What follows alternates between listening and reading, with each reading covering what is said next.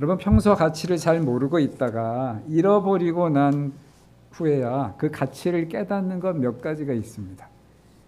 대표적인 것을 뽑으라면 건강, 가족, 그리고 평화입니다. 본문에 부활하신 예수님이 제자들에게 나타났을 때 제자들이 처한 상황은 평화와는 거리가 멀었어요. 왜냐하면 그들이 믿고 따르던 예수님은 처참하게 십자가에서 처형을 당했고 그동안 자기가 믿고 따르고 바라보던 삶의 목표가 없어졌습니다. 우리가 잘못 선택한 건가? 이제 뭘 위해 살아야 되나? 누구를 보고 살아야 되나? 그리고 자신들도 해를 당할까 봐 지금 오늘 본문에 보면 문을 닫았다 그랬는데 사실 잠근 겁니다. 문을 다 잠그고 그 안에서 지금 불안한 상태로 있는 거예요. 그런데 그들에게 예수님이 한가운데 나타나셔서 첫 번째로 하신 말씀이 뭐예요? 평강이 너에게 있을지어다. 그들이 필요한 게 평강이었거든. 그러면서 자신의 부활하신 몸을 보여주세요. 내가 죽지 않고 사라지지 않고 이렇게 뻐젓하게 여기 있다. 너희들과 함께 있다는 걸 보여주신 거예요. 이것은 굉장히 상징적인 의미가 있습니다. 참된 평안은 언제 얻어지는 거냐? 주님이 우리를 떠나시지 않고 우리와 함께 계시다는 것을, 여기 계시다는 것을 깨달을 때입니다. 할렐루야. 그게 성경이 말하는 평화예요. 세상이 말하는 평화는 문제와 골칫거리가 없어서 그냥 조용한 상태, 아무 움직임이 없는 상태가 평화예요. 싸우지 않는 상태. 그러나 그런 평화는요, 언제든지 깨어질 수 있어요. 여러분 살아보셨잖아요. 삶은 문제의 연속이에요. 지금은 잔잔하죠? 폭풍 전야예요. 조금 있으면 누가 호수에 돌을 던질지 몰라요. 조금 있으면 새가 갑자기 호수 위에 내려앉으면서 파동을 일으킬지도 몰라요. 세상의 평화는 깨어지는 평화예요. 그러나 주님이 주시는 평화는 그렇지 않아요. 여러 해 전에 평화라는 제목이 붙은 페인팅을, 그림을 본 적이 있어요. 인상 깊었는데 왜냐하면 그 그림에서 표현하는 건 평화하고 아주 거리가 먼 것 같이 보였어요. 폭풍우가 치는 것을 그렸어요. 해변가였는데 파도가 높게 일고 있고요. 비바람이 몰아치는 걸 그려놨어. 그리고 제목은 평화라고 해놨어. 근데 왜 그런가 했더니 이쪽 한쪽 구석에 해변에서 좀 떨어진 곳에 바위 틈에 작은 새 한 마리가 웅크리고 들어가 있는 거예요. 그런데 그 표정이 너무 평화스러워. 마치 나는 여기 있으면 안전해. 나는 아무 일도 없어. 그렇게 말하는 것 같았어요. 제가 그걸 보면서 이게 성경이 말하는 평화지라는 생각을 했어요. 다윗은 이 평화를 경험했어요. 그래서 뭐라 그랬는지 아세요? 시편 3편에 보면 내가 누워 자고 깨었으니, 너무 불안해서 잠을 못 이루다가 잠이 들었어요. 그리고 깼는데 멀쩡해. 누워 자고 깨었으니 여호와께서 나를 붙드심이로다. 천만인이 나를 둘러친다 하여도 나는 두려워하지 아니하리로다. 할렐루야. 그 담대함이, 그 평화가 어디서 와요? 주님이 나를 붙들고 계신다는 확신에서 오는 것입니다. 다윗이 이 말을 할 때요, 이거 단순히 시적으로 아름답게 쓰려고 이렇게 표현한 거 아니에요. 실제로 천만인이 다윗을 둘러서서 치려고 하고 있는 상황이었어요. 언제 이 시를 지었어요? 자신의 아들인 압살롬이 반란을 일으켜서 아버지를 쫓아내고 자신이 왕이 되려 할 때, 다윗은 거의 맨발로 도망하다시피 왕궁을 빠져나와 피난길에 올랐어요. 그와 함께한 사람은 불과 몇백 명. 다 압살롬한테 가서 붙었어요. 압살롬이 그만큼 능력이 있었고 계략이 뛰어난 사람이었어요. 그 상황에서 다윗은 고백하는 거예요. 천만인이 나를 둘러치려 할지라도 나는 두려워하지 아니하리로다. 여호와께서 나를 붙들고 계신다. 다윗의 그 믿음대로 다윗은 얼마 지나지 않아 다시 반란을 진압하고 왕궁으로 들어갑니다. 할렐루야. 하나님이 압살롬의 계략이 무너지게 하세요. 하나님이 하신 거예요. 다윗이 하나님을 의지하니까 하나님이 다윗을 건지셨어요. 우리 삶 속에도 여러분 이런 일들이 많이 일어납니다. 우리가 하나님을 의지할 때 하나님은 우리를 떠나지 아니하고 버리지 않는다고 약속하셨어요. 여호수아 1장 5절에 I will never leave you nor forsake you. 내가 너를 결코라는 말이 들어가야 되는데 안 들어갔어. 한글 번역에. 내가 결코 너를 떠나지 아니하며 버리지 아니하리라. 여러분 지금 혹시 여러분 가운데 불안하고 두려운 상황에 처한 분이 계십니까? 내 주변에 돕는 자가 없고 혼자라고 느끼십니까? 과연 내가 여기서 버틸 수 있을까? 이것을 이겨낼 수 있을까? 나 혼자는 못할지도 몰라요. 그러나 내게 능력 주시는 주님 안에서 나는 할 수 있는 줄 믿습니다. 할렐루야. 바울이 고백했어요. 내게 능력 주시는 자 안에서 내가 모든 것을 할 수 있느니라. 하나님을 사랑하는 자, 그 때때로 부르심을 입은 자들에게는 모든 것이 합력하여 선을 이룬다 하셨어요.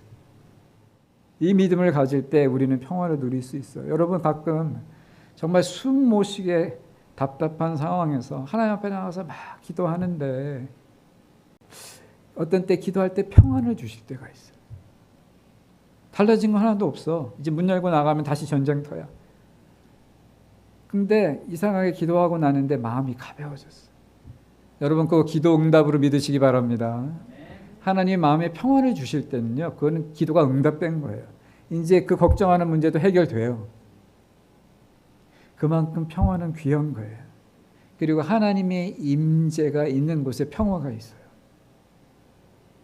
하나님이 지금 여기 나와 함께 하시는데, 그래서 평화가 임했는데 뭐가 두려워요? 두려운 거 없는 거예요. 어떤 때는요, 우리 스스로 평화를 깨요. 그게 뭘까요? 우리의 죄예요. 우리가 죄를 지을 때 우리 마음이 편치 않아요. 왜냐하면 우리가 알아요. 이것이 하나님을 슬프게 하고 나와 하나님의 사이를 멀어지게 한다는 것을. 그런데도 그 일을 하고 있거든. 그러니까 괴로운 거죠. 그게 죄의식이에요. 사실은 좋은 거예요. 믿음의 양심이에요. 그런데 그 죄의식은 아무리 내가 없애려고 해도 없앨 수가 없어요. 우리가 주님 앞에 다시 나아가서 죄를 고하고 다시 하나님과 가까워지기 전에는. 그런데 이거는 사실 예수님이 오시고 나서 가능한 일이었고요. 예수님이 오시기 전에는 어떻게 해야 됐어요? 유일한 방법이 제사 드리는 거예요. 속죄의 제사. 그럼 기다려야 돼. 제사 드리는 곳이 나라에 몇 군데 없어요. 사실 예루살렘으로 가야 되거든. 어떤 때는 멀리 사는 사람 며칠을 여행해야 되고요. 소나 양을 준비해서 가야 되고요. 가면 내 순서 기다려야 되고, 제사 드릴 때 1시간도 더 걸렸을 거예요. 제사장이 제물을 살피고 털을 다 깎고 가죽을 벗기고 그 다음에 각을 떠서 제단 위에 펼쳐서 불을 피워서 제사를 드리고, 그리고 용서를 선언했어요. 피를 뿌리면서. 1년에 몇 번이나 그렇게 가서 용서받을 수 있겠어요. 그래서 성경에서 피 흘림이 없이는 죄사함이 없다 그랬어요. 그게 제사제도를 말하는 거예요. 그런데 그 시대가 끝나고 예수님이 십자가에서 본인이 제물이 되어서, 완벽한 제물이 되어서 영원한 제사를 드려버리시니까 이제 그 십자가에서 흘리신 그 예수님의 보혈이 내 죄를 씻는다는 것을 내가 믿고 하나님 앞에 기도하면 내 죄가 지금 여기서 당장 사함을 받아요. 할렐루야. 이런 은혜가 어디 있어요? 여러분이 구약시대 안 살아봐서 그래요. 저도 안 살아봤지만 그건 엄청난 은혜예요. 진짜 강물과 같이 흐르는 은혜야. 언제든지 퍼서 마실 수 있는. 그래서 예수님이 십자가에서 피 흘리시고 돌아가시기 바로 직전에 뭐라 그러세요? 다 이루었다. 영어로는 It's all done. It's all finished. It's paid off. 경제적인 용어라고 말씀드렸죠. 다 빚이 탕감되었다는 뜻이라. 우리의 죄의 빚이. 이제는 죽을 일이 없고 하나님 나라에서 하나님의 자녀로 영원히 살 일만 남은 정말 굿뉴스를 선포하신 거예요. 그래서 여러분, 예수님 우리에게 평화를 주시는 거예요. 이 세상의 모든 환난으로부터 우리를 건지시고 또 우리를 죄와 죄의식에서 건지시는 분. 그러니까 우리가 평화를 누리려면 누구에게 붙어 있어야 돼요? 예수님에게 붙어 있어야 돼요. 예수를 꽉 붙들어야 돼요. 이게 그냥 내가 아는 분 중에 한 분, 내가 존경하는 사람 중에 한 사람이 아니라 예수가 나의 생명줄이고 예수가 나의 살 길이고 내 삶의 의미이고 이분 곁에만 있으면 나는 I'll be okay. It's okay with Jesus. 우리 타임스퀘어에 붙은 슬로건처럼. 그럴 때 주님이 여러분에게 깨어지지 않는 평화를 주시는 줄 믿습니다. 아멘. 주님은 이렇게 제자들에게 평화를 주시면서 근데 이젠 가서 잘 살아라 그러지 않으셨어요. 가라 그러셨어요. 아버지께서 나를 보내신 것 같이 나도 너희를 보내노라. 그러니까 그 평화를 가지고 가라는 거예요. 어디로? 세상으로 가서 그 평화를 나누라는 거죠. 사람들에게 알리라는 거죠. 여러분, 우리가 주님이 주시는 평화를 받고 구원을 받고 가만히 있으면 안 돼요. 옛날에 예루살렘 교회가 그랬거든요. 오순절 성령이 임하니까 막 교회가 폭발적으로 성장하고 모이는 사람이 날마다 더해지면서 갑자기 대형 교회가 됐어요. 그리고 사람들이 모이면 교회 모이는 게 너무 좋아서 매일 모였다 그랬어요. 매일 모여 떡을 뗐다. 이때 떡을 뗐다는 건 애찬식, 성찬식을 했다는 얘기예요. 매일 모이고 예배 드린 거야. 그리고 모든 걸 나눴다 그랬어요. 성도 중에 가난한 자가 없을 정도로. 그 세상 사람들도 칭송했어요. 여기 천국이죠, 여기가. 그런데 한 가지 빠진 게 있었어요. 성도들끼리만 잘 지냈는데 예루살렘 밖에 있는 사람들에게 복음을 전할 생각을 안 했어. 예수님 분명히 그러셨거든요. 너희가 성령이 임하시고 너희가 권능을 받으면 예루살렘과 사마리아와 온 유대와 땅끝까지 이르러 내 증인이 되라 그러셨는데 예루살렘에만 모여 있는 거야. 그러니까 하나님이 어떻게 하세요? 강제로 흩어버려요. 스데반이 죽은 이후에 큰 핍박이 일어나서 교회가 그 핍박을 견디지 못해 사도 외에는 다 흩어져 버렸어요. 사마리아로 가고 온 유대로 흩어졌다 그랬고 나중엔 유대 땅을 넘어서 수리아 지역으로 가서 거기 안디옥 교회가 세워지고 그 안디옥 교회 나중에 바나바와 사울이 초청되어 목회자로 오면서 교회를 부흥시키고 나중에 그 교회가 두 사람을 선교사로 파송하잖아요. 그래서 그 당시는 전 세계였던 소아시아와 유럽을 3번이나 돌면서 복음을 전하고 수많은 교회를 세워요. 선교의 역사가 그렇게 시작됐어요. 어떻게? 하나님이 흩으시는 거에서부터. 그래서 예수님이 여기 지금 가라고 하시는 거예요. 나도 너희를 보내노니. 여러분, 교회라는 말의 뜻이 무엇인지 아세요? 영어 원어로는 에클레시아인데 어디로부터 부름을 받은 사람들의 모임이라는 뜻이에요. 그러니까 세상으로부터 하나님이 불러낸 사람들이에요. 뭘 위해서? 예배를 위해서, 선교를 위해서. 그러니까 예배하려면 우리는 모여야 되죠. 일단 지금 여러분 잘 모이고 계시죠? 주일마다 모여서 예배하고 우리 수요일도 성경 공부 위해서 모이고 금요일은 찬양 기도하기 위해서 모이고 자꾸 모여야 돼요. 그러나 또 하나의 사명은 흩어지는 거예요. 뭐 하기 위해서? 전도하기 위해서, 선교하기 위해서. 그러니까 여러분 모였을 때만 교회가 아니에요. 주일날만 우리가 교회가 아니에요. 흩어져서 살 때도 교회예요. 우리는 흩어진 교회예요. 흩어지면 뭐 해야 돼요? 복음을 전해야 돼요. 예수를 전해야 돼요. 그게 내 사명이에요. 여기 오늘 마지막 23절에 주님이 놀라운 말씀을 하세요. 너희가 네 죄든지 사하면 사해질 것이요. 내가 죄를 사하는 권세가 있대. 네 죄든지 그대로 두면 그대로 있으리라. 내가 용서 안 하면 그 사람은 죄 중에서 죽는 거예요. 나에게 그런 파워가 있어? 이건 하나님만 그렇게 하시는 줄 알았는데 근데 사실 여러분 이것은 내가 직접 죄를 없애고 잊게 하고 이렇게 한다는 뜻이 아니에요. 우리가 전하는 복음이 그 사람을 구원하고 그 사람을 죄에서 구원하고 살린다는 뜻이에요. 반대로 우리가 복음을 전하지 않으면 그 사람은 죄 중에서 그냥 죽는다는 뜻이에요. 그러니까 결국 우리가 어떻게 하느냐에 따라 그 사람의 죄가 그대로 있기도 하고 죄의 사함을 받기도 하는 거니까 우리가 죽이기도 하고 살리기도 하는 거죠. 그건 무서운 말씀이에요. 구약의 선지서를 보면 주님이 선지자에게 이렇게 얘기하세요. 네가 만약에 어떤 사람 내가 너에게 준 말을 전하지 않아서 그가 죄 가운데 죽으면 그의 핏값을 내가 너에게서도 찾으리라. 왜? 네가 전하지 않았으니까. 그러나 네가 전했는데 그 사람이 돌이키지 않고 죄 중에서 죽었다고 하자. 그 사람만 벌을 받고 너는 무사할 거라고 하셨어요. 왜? 사명을 다했으니까. 여러분, 우리의 사명은 그 사람의 마음을 돌이켜놓고 예수 믿게 만드는 게 아니에요. 그거는 내가 할 수 없는 일이에요. 우리의 사명은 전하는 거예요. 알리는 거예요. 그래서 그가 믿을 수 있도록. 안 믿으면 할 수 없는 거예요. 그러나 그가 믿으면 하나님이 은혜를 주셔서 구원을 받고 평화를 누리고 생명을 누리는 거죠. 근데 우리가 전하지 않으면 우리는 사명을 다하지 않는 겁니다. 마지막 이야기 하나로 설교를 마치려고 하는데요. 배가 자주 난파되는 위험한 해안가에 허름하고 작은 구조대가 하나 있었다고 합니다. 건물이라고 해봤자 작은 등대 하나, 그리고 낡은 보트 하나였어요. 그러나 헌신적인 구조대원들이 있었어요. 그들이 밤낮으로 바다를 살피고 배가 파손돼서 실종된 사람들을 찾아서 구했어요. 그래서 적지 않은 사람들을 구해냈어요. 그 소문이 번져나가면서 야, 이렇게 귀한 일을 하는 사람들이 있다. 후원이 쏟아져 들어오기 시작했어요. 사람들이 지원하기 시작했어요.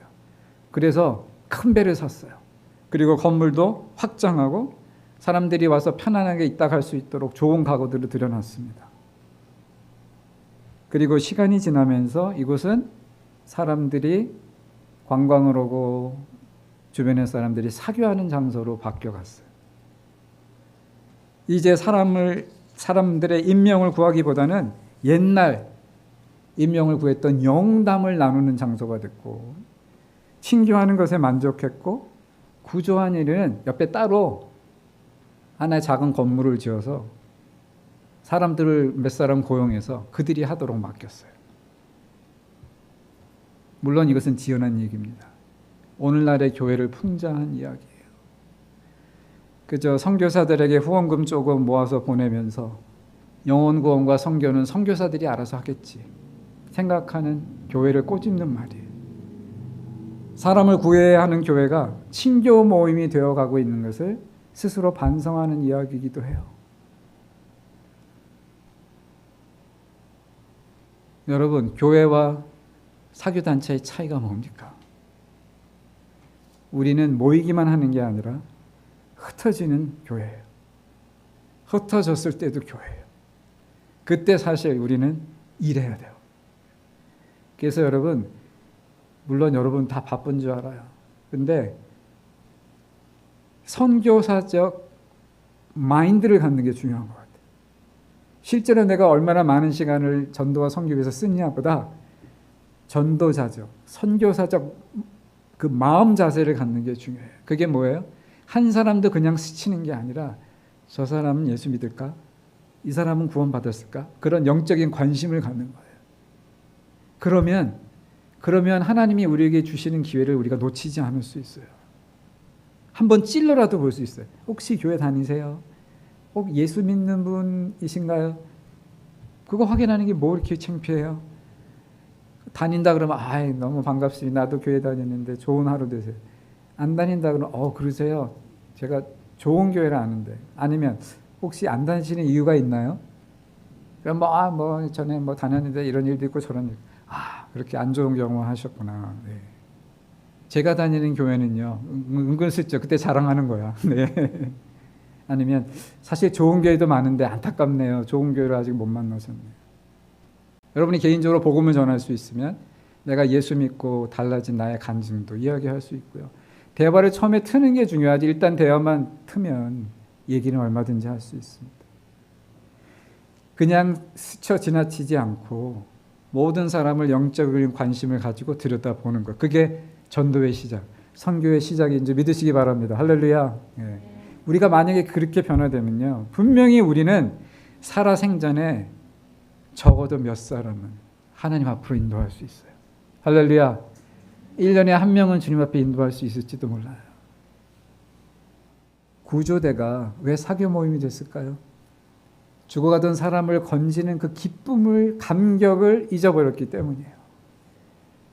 정말 우리 구조대가 아니었으면 죽을 수밖에 없는 사람인데 그 사람을 건져서 이 등대로 데리고 와서 산소호흡시키고 다 말리고 정신 들게 해서 다시 살려서 돌려보내는 그 기쁨. 우리도 전도해서 한 사람이 나 때문에 예수 믿고 삶이 변화되는 걸 보면 너무 감격스러워요. 제가 목사로 누리는 가장 큰 보상도 그거예요. 예수 안 믿던 사람이, 아니면 믿음이 막 이렇게 흔들리던 사람이 그래도 우리 교회에 와서 예수를 믿고 얼굴이 밝아지고 삶에 활력이 생기고 다시 예수님을 붙드는 그 모습을 볼 때 그거는 뭐 저에게 주는 어떤 보상보다 커요. 근데 여러분도 마찬가지일 거예요. 그리고 성경에서는 심히 그런 사람은 나중에 하나님 나라 가서 별과 같이 빛난다 그랬어요. 많은 사람을 주님께로 돌아오게 하는 자는 하나님의 나라에서 별과 같이 빛나리라. 별과 같이 빛나는 여러분 한 분 한 분이 되시기를 저는 기도합니다. 저도 그런 목사가 되기를 바라고요. 이 시간 한번 우리 같이 기도할 때 하나님 우리를 교회로 모아주시니 감사합니다. 그러나 흩어질 때도 교회가 되게 하시고 하나님이 나에게 주신 평안을 누리며 그 평안을 사람들에게 알리는 자가 되게 해주옵소서. 예수를 믿기 전까지는 참 평안은 없습니다. 여러분 확신을 가지고 간증할 수 있어야 돼요. 이 시간 기도할 때 우리가 정말 전도하기 원하는 우리의 VIP들 있잖아요. 전도 대상자들을 떠올리면서 하나님 구원해 주세요. 내가 누리는 평안을, 믿음을 이 사람도 갖게 해주세요. 같이 한번 기도하겠습니다. 사랑의 아버지.